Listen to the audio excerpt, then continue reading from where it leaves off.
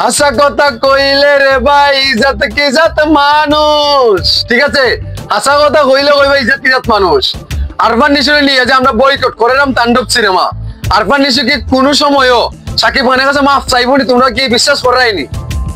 আমার তো এখন ভাই আজকে সরি বলার কথা ছিল, কিন্তু আরফান নিশো কিটা তার তো নাম গন্ধই শুনে এলাম না। রায়হান রাফিও তো হলো এখন আছে তার উল্লাস নিয়ে।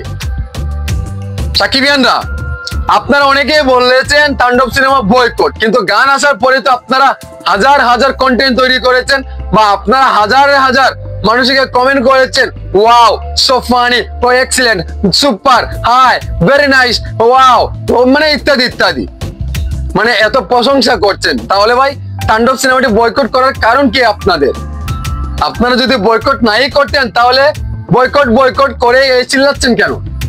যারা বয়কট আমরা করেছি আমরা এটা নিয়ে স্তব্ধ আছি, কিন্তু যারা আমাদের মতো বয়কট করে আবার সে ভিউ ব্যবসা করছে, এটা কি কতটুকু যুক্তিসঙ্গত? আপনাদের কাছে এই বিষয়টা কেমন লাগছে?